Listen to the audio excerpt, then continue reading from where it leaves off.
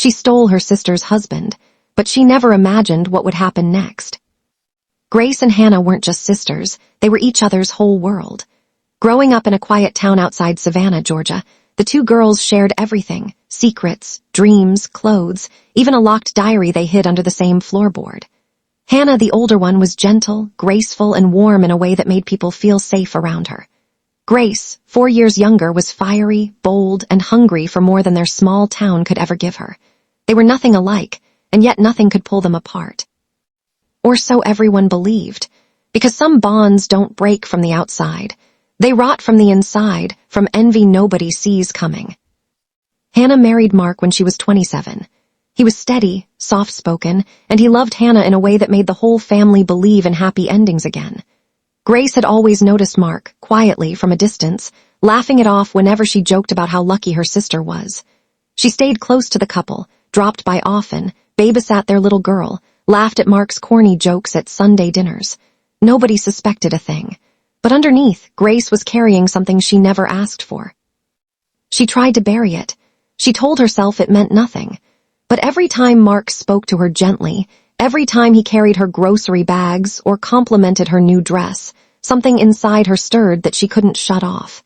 She started measuring every man she dated against him, and none of them ever came close. Then came the night that changed everything. Hannah was away for a work conference, and Mark asked Grace to stay over and help watch their daughter. That night, after the little girl fell asleep, a bottle of wine got opened, the laughter got too easy, and a line got crossed that could never be uncrossed. What started as a mistake turned into a secret neither of them could put back in the box. Mark tried to end it, told her over and over it was wrong, but Grace kept coming back. The thrill, the danger, the rush of having something that wasn't hers, it pulled her in deeper every time.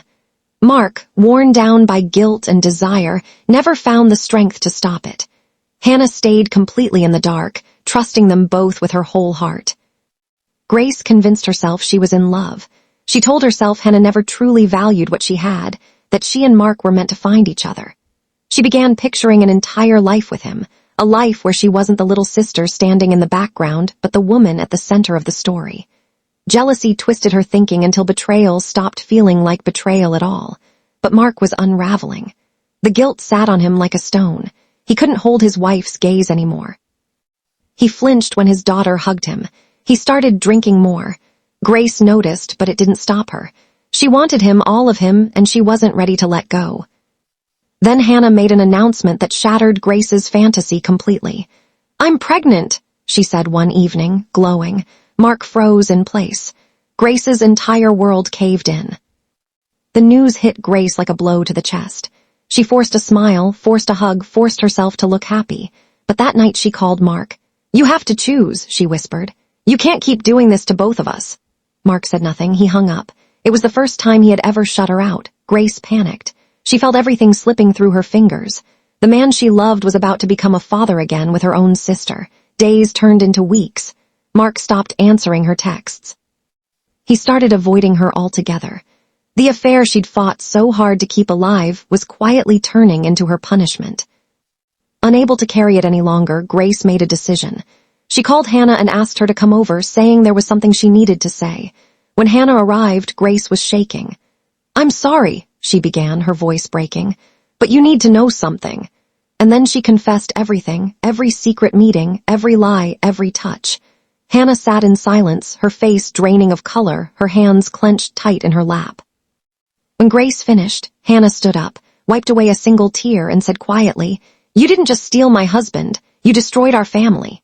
She walked out without another word. Within days, she'd moved out and filed for divorce. Mark temporarily lost custody of the kids over concerns about his emotional stability. Word spread through town fast, and judgment followed close behind. Friends disappeared one by one. Grace couldn't walk anywhere without feeling the whispers follow her. Mark tried to win Hannah back, showing up at her door, crying, begging for forgiveness. She never once let him in. Her silence became her armor. She poured herself into her children, her health, her work. Grace, meanwhile, was left with a shattered reputation, no relationship, and a guilt she couldn't outrun. One day, a letter arrived from Hannah. "I forgave you the day I walked out the door, not because you deserved it, but because I needed peace for myself." But understand this, you didn't win anything. You lost something pure. Let that stay with you. Grace read it again and again. The words wouldn't leave her alone. Months passed. Grace tried dating again, but nothing ever felt right. Every dinner reminded her of what she'd done. Every quiet night echoed with Hannah's words. She stopped showing up to family gatherings, too ashamed to face her parents. Even her younger brother barely spoke to her anymore. Mark vanished from everyone's life. The last anyone heard, he'd moved out of state, lost his job, and his drinking had gotten worse. Grace had no one left. The dream she once had of love, passion, and taking her sister's place had turned to nothing but dust. Hannah, on the other hand, began to rise. She started a blog about motherhood, healing, and betrayal. Her words found an audience fast. Women across the country wrote to her, saying her honesty gave them strength. She turned her pain into purpose. She wrote a book, did interviews, became a voice for anyone rebuilding after heartbreak. Grace watched from a distance, torn between pride and shame. Her sister had become everything Grace never managed to be: strong, wise, loved. Grace finally understood exactly what she had broken, a bond that once felt unbreakable, and she knew there was no fixing it now. Grace moved to a new city, hoping for a fresh start, but the past followed her everywhere she went. Every new friend, every man she met, she lived in fear they'd somehow find out what she'd done. She grew quieter, more guarded. Trust didn't come easily anymore, and the guilt never fully let her sleep. One afternoon, a package arrived at her door. Inside was a copy of Hannah's book, titled Burned Bridges, Brighter Roads. The dedication read, "To every woman who lost herself, and to every woman who found her way back." Grace cried for hours, not out of anger, but out of a grief she finally let herself feel. For the first time, she saw Hannah not just as her sister, but as a woman who had survived the storm Grace herself had created. She sent Hannah a letter, not asking for forgiveness, just saying, "Thank you for surviving me. Thank you for becoming stronger than my betrayal ever was." She never got a reply. But for the first time, Grace wasn't waiting for one because she finally understood. Some wounds heal, but some losses stay with you forever. And betrayal, no matter how deep the regret runs, always comes with a price.